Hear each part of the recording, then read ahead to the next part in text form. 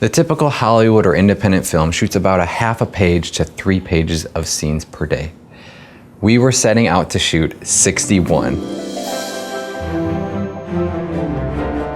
And that was only the first day of shooting. What's that, Tess? Starting to fall behind.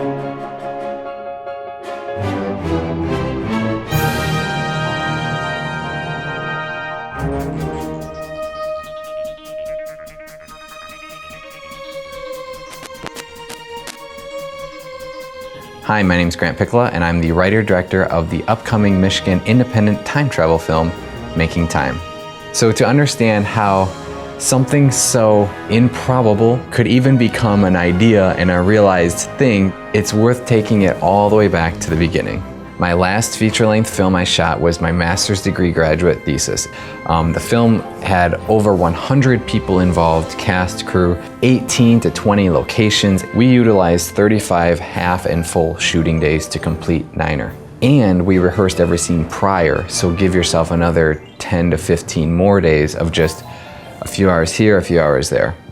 In college, that is sustainable. In the real world, having a full-time job, buying a house, it would be insane to get 35 vacation days off in a year just to shoot one movie and then add rehearsals to that, or give up 17 or 20 weekends to do the same. But then one day, I saw this film called Victoria, released in 2015. Here's the kicker. They shot the entire feature film in one take. And it's 2 hours and 20 minutes. So the camera went record, turned on, and they never cut for 2 hours and 20 minutes. That's a lot of choreography. That is just a feat of coordination. The interesting thing is they shot that film, weren't happy on the spot that night, said, everybody reset 2 hours back, we're shooting it again. They hit record again, went the full 2 hours, 20 minutes without stopping. And at that point, the director started freaking out because he was in a crisis mode. Both of those takes, in his opinion, felt safe and felt like the actors were purposely trying to not be the one to screw it up. So on his third take, he yelled at his crew and actors and said, I don't care if you make mistakes, go for the heart of the emotion here. Improv if you need to. If you miss the focus on the camera, I don't care. So he did it a third time, 2 hours and 20 minutes again. And by the end of that film, the sun was coming up in the final shot. And that's the film that went on to win awards. He has come out to say he will never do another feature film in one take again. He said it was worth the experiment, but too stressful. So I wanted to take what he did and say, all right, if I don't have as many shooting dates available to me as I did with my last film, what if I shot an entire film, not in one take, but what if I did it in one day? Obviously, you're going to be giving up certain things. You're going to be giving up extensive lighting and all the different camera positioning and set up here, set up there. You're going to miss a lot. But I just watched this film, Victoria, do it. Now imagine you give yourself the chance to say stop on every scene one time and redo one scene.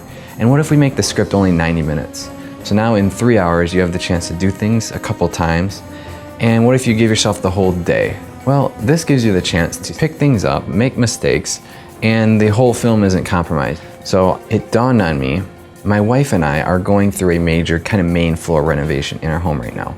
And this is a once-in-a-lifetime opportunity to see what this house looks like beforehand, and then see what the house looks like afterwards. And being a lover of time travel film, it just made sense in a move that would either be known forever as my most brilliant idea or dumbest. I decided, what if we capitalized on the dramatic change of this house in a past to present style time travel film? If we shoot Act 2, the past, as the house is now, whether it's in construction zone or it's in its 1970s decor, or whatever stage it's at, and then we've shot Acts 1 and 3, the present day, before they go back in time, we do that a year from now, when the house is completely renovated. There is an immense amount of production value that you cannot get anywhere else in like an independent film world. So I started writing a script at a mad speed from November to January. And no longer were we trying to shoot a feature film in one day. this was a better opportunity to shoot it in 2 days and split those dates apart a year, which to most people might sound kind of crazy, but to me it's just, well, let's just shoot half now, half later. That makes our shooting schedule way easier, and I'll just minimize the amount of characters specifically needed for the second date. I only needed 4 actors who could reprise their roles, and then 2 more kicked back in on the second shooting date. Specifically though, the lead and 1 support would have to look identical from start to finish, because they both go back in time and come back. Everybody else can change, so the lead female role she could change her hair color, or she could change everything, and it would work because it's supposed to be set years apart. But to be frank, this time travel film in 2 days using a house renovation that you can't return to if you screw something up, because the house renovation is going to keep going, all of this was a gamble, a serious gamble. But with enough pre-planning, in my mind, I thought, if I could lock down an actor who could pull this off, if I could lock down a couple great shooters, if I could get a good cast around them that would be able to adapt and move on the fly, then maybe we could pull something off that's not only just an experiment, but pull something off that's great. There's a quote in Ocean's 11, "You guys are nuts, and you're gonna need a crew as nuts as you are too." And that's what we started to put together. I needed 2 sharp cinematographers that were good on run and gun productions, and what I got was Kevin Smith and Chelsea Kimbrough. I also needed a great on-set sound supervisor who could ensure no matter how the day was going, what he needed to capture would be in the can when the day was done. We got Ezra Baker. At the same time, I needed a makeup artist who could work very quickly and also double down as a script supervisor. We got Tess Hochstein. We needed someone who could work the lights, run for catering, getting the props situated, and we also needed someone who could simply manage all the other actors who weren't in scenes, who were waiting, but all needed to be there. Then we talk about putting together a cast. Whoever played the lead had to be able to pull off literally the full range of emotions and memorize 61 pages of dialogue. And I kid you not, Mason Heidger stepped up to the plate. And his counterpart needed to be someone who had instant chemistry, who may have never even met him before, but could do things fast and on the fly. Because in a production environment like this, who the hell knows what's gonna happen on the day of shooting? And thankfully, we got Tori Titmas. And rounding out our cast, we needed an aged professor, and I stress the word aged. Boom, Steve Berglund. We needed a younger sister with some dynamic range. Boom, Rebecca Tremblay. An older sister with dynamic range. Boom, Katie Sullivan. We needed a best friend who comes back from the dead. Boom, Jordan Cantola. We needed a potential long-lost love interest. Boom, Julie Klein. We needed a man who could straight up play a douchebag and own it. Boom, Nathaniel Kelly. And we had to round out 3 best friends who just flew in. Boom, Caliana, our tune, and replacing our previous actor, boom, Ezra Baker, our sound supervisor on set that day. Grant called me. I got this role, would you be interested? I think it's good for you. And I said, absolutely. One day he was, just messaged me on Facebook like, "Hey, you want the lead role in my feature?" "Of course I do." When I was like, "Yeah, dude, any opportunity you get," I'd be like, "Just let me on board." I heard about it through Jordan. Jordan and I were in Second City Conservatory together. Paths crossed, and here I am. I came in contact to this project through Jordan Cantola. So I met Mason at an acting audition. Mason, I worked with him before on a couple other films. So there's a Facebook group for Michigan actors. I'm a local actor, and I was pleasantly surprised that it was a real project and I wasn't being catfished. And first time working with Grant, and first time meeting him was today, actually. Grant reached out to me about this project. It sounded really interesting, and yeah, went from there.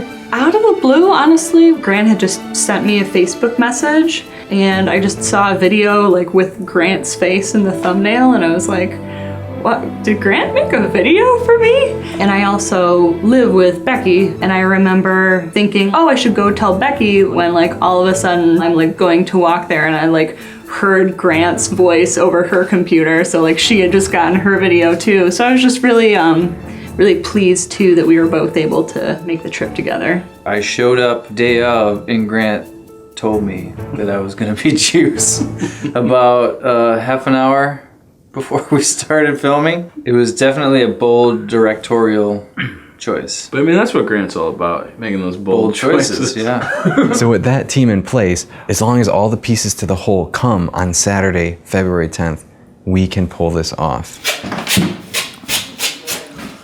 Kevin, what you got there? I have not filmed anything like this before. I have not. None. I have not. No, I don't think anybody has. I did a play where we put it on in 24 hours.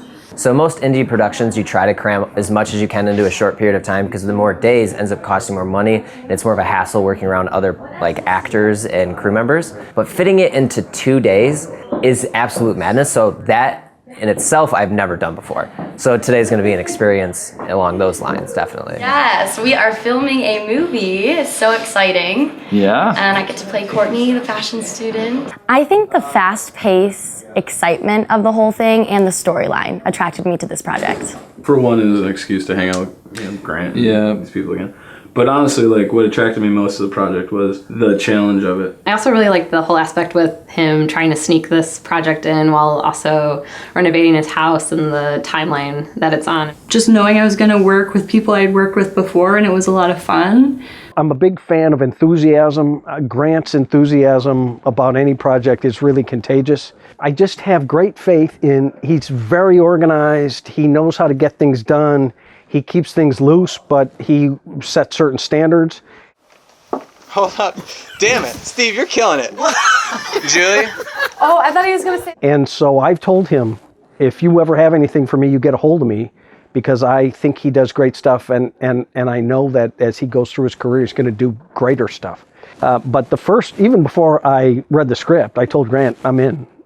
I liked it instantly. I mean, I worked with Grant on another one of his productions called Niner, and it was a good movie. It was a good experience. I think it's an amazing feat. I think it's really exciting and fast-paced, and it gets you out of your head, and you're just so focused. For an actor, it's very rewarding. I just wanted to learn more about the script and how it had everything in it. It has suspense and love and drama and humor and real-life situations. He seemed very serious about it. I was attracted, to that, and also the character Anne Marie. I was like, oh, okay, she's kind of sneaky, and I like sneaky, interesting characters, so she caught my eye.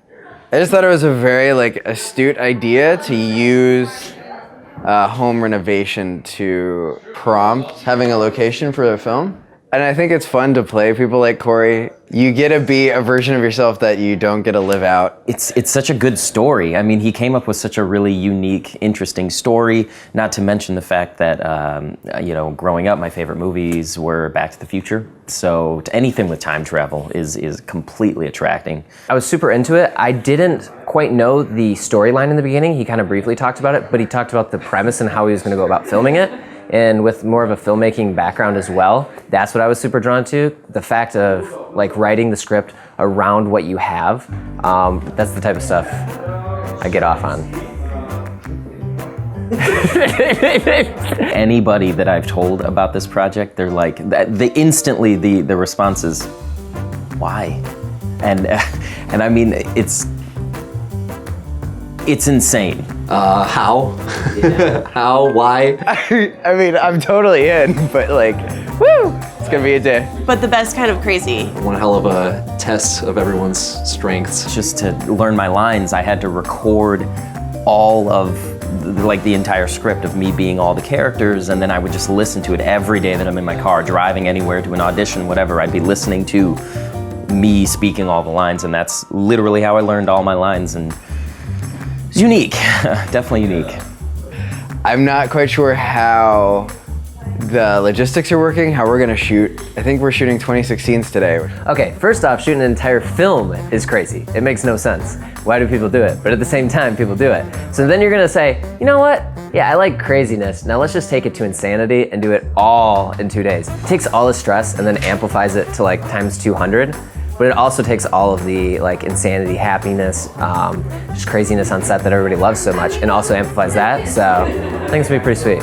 To get the opportunity to do the 2 days where my character is literally going from beginning to end, which is an unusual opportunity in film, I think that's pretty rad. I may not get as many shots to get it right, But in the end, it's crazy for everybody else, and maybe for Mason, who's in every scene. I have time like this where I have a little bit of a break. So it's fast, but it doesn't feel that crazy yet. It's mid-afternoon. We'll see what it feels like about midnight. It was 100% different from preparing with any other role. The time frame of this, it's all happening within a night, and you have to hide the magic that you are slowly losing energy throughout the day. So Grant has given us the leeway to really like trust our instincts. So even though if I know the lines, really I know what I'm doing in the scene. It's very liberating and empowering for an actor. I'm used to a great deal more rehearsal, but Mason and I did a lot of rehearsing last Saturday, and I know there's been a couple of days in between. Yesterday there was some rehearsing that I couldn't make, but I feel good about the rehearsing that Mason and I did. Is that normal? crap, the breaker blew. Status. We gotta recharge. Oh, son of a Newton, how long? We're talking 3 to 4 hours. Call headquarters, Davis. We need more time. Was it my weight? Don't tell me you fudged a number. I don't... Perfect timing. Who's that? Seriously, not funny, Ross. Yeah, that's all it is. We'll be out in a sec. We gotta hide you. Grab on, grab on.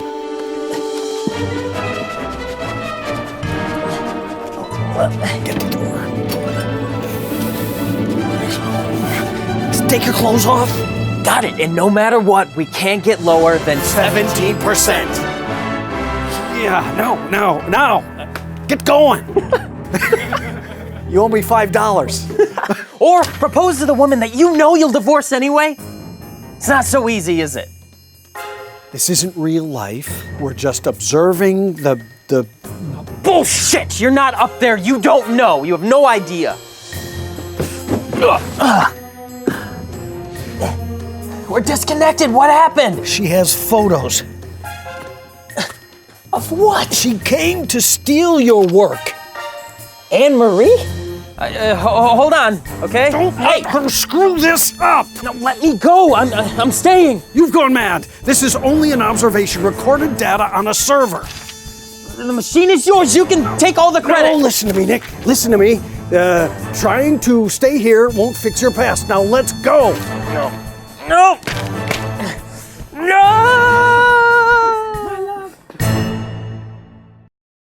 So, flashback, 1 week prior to shooting, Saturday, February 3rd, Mason and Steve Berglund are rehearsing in my basement, and we do all their scenes together. Things are going great.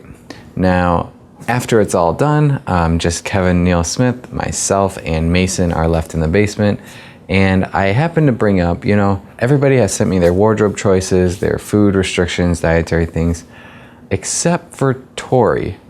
And they're like, well, when was the last time you heard from her? Well, I emailed her once on Saturday, once on Sunday, and then texted her on Tuesday, trying not to be too overbearing. And all she texted back was, I'm sick, I've seen your emails, I will get back with you. And that was Tuesday. And it was one little short text, and it was currently now Saturday, 4 days later, and I not only hadn't heard anything from her, but we were a week away from filming, and I had to kind of express concern and tell Kevin and Mason,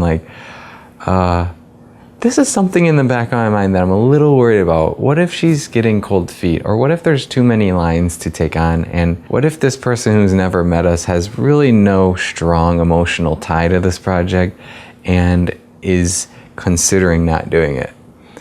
And that scared the hell out of them, and it got me really scared the more I thought about it and recognized what was happening.